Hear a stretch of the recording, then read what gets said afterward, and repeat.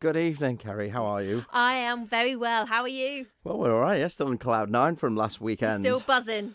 Yeah, it was the Lido. No, it was just absolutely phenomenal. Yeah, it was amazing. I mean, it was a real backtracker of everything. It was trying to be as authentic as possible to the Lido, and I think we pulled it off. So yeah, it was amazing. Tunes were matching the lights, and the lights were matching the laser, and it was great. I mean, hats off to Roy Shuttleworth for putting it on. Oris Promotions. He seems to be a real force. What do you call it? Force de jour on the Isle of Man at the moment, and obviously he's having a time of it because he's got so many events lined up, and he has to keep pushing them back because you can't get the people here.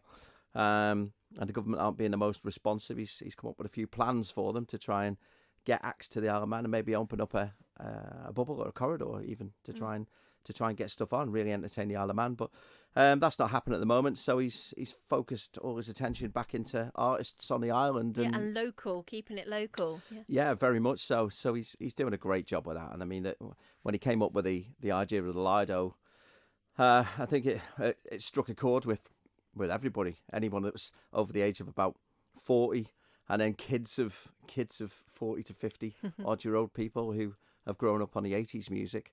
It was for me, it was a no-brainer when I got asked to get involved in it. I was absolutely no-brainer. I was going to do it. I started my life in the world of music and sound and lights at the Lido at 15 as a little helper outer. So for me, it was just the whole musical life just went full circle for me. So you're in your element last weekend. Absolutely in my element. Yeah. And out of the photos that I did see, actually, circling on Facebook and that, a lot of people that did attend were in fancy dress as well. They really took it on board, didn't they? And they turned up true 80s style. They did, yeah. I saw Adamant. Crimped hair and all kinds of things were going on. There was glow sticks galore. Roy had supplied all sorts of little gimmicky things as well. So I mean, when we came on, because Pete Dunne is absolutely superb, by the way. He came on at 8:15, and as soon as he opened the doors, people were rushing in. Pete came on, and he did everything pre 84, before the laser disco years.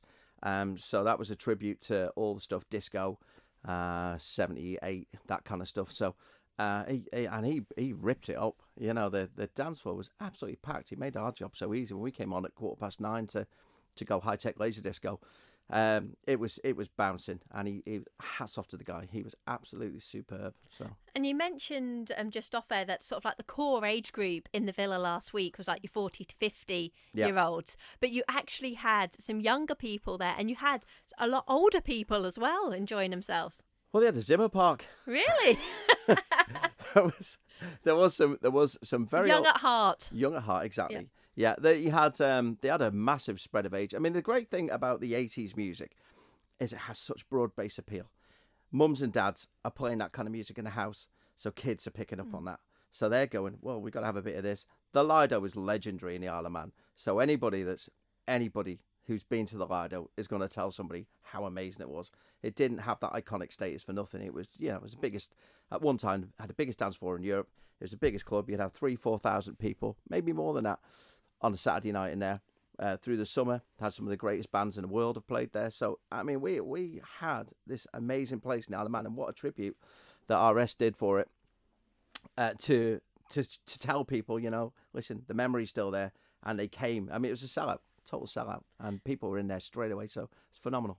And is it going to become a regular event? Is it going to be a yearly event, or have you not gone that far with discussions? I'd like to hope so. I'd like to be asked again.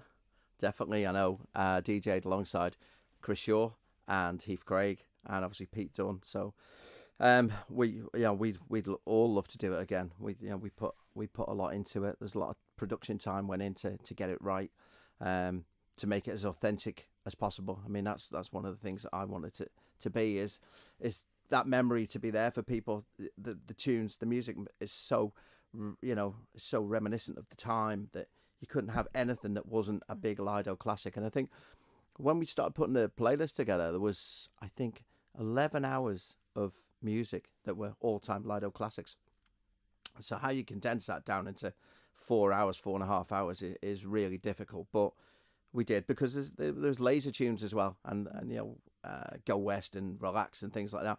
They were so laser orientated in the original Lido that they have to be in there. So from that point of view, we had to make sure that we had everybody's kind of favourite songs, because everyone would remember that. They remember Bluey Summer, Imagination.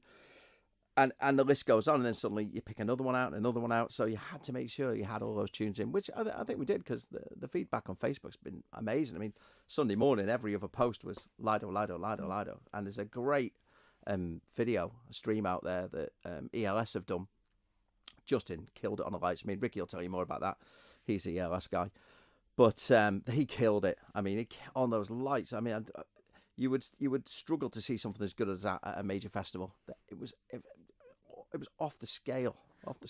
Well, we're going to try and relive last Saturday a bit later on, in about an hour's time, with Saturday Night in the Mix with the music. Unfortunately, we're going to struggle, I think, when it comes to the lights, unless we flick the switch. On and off.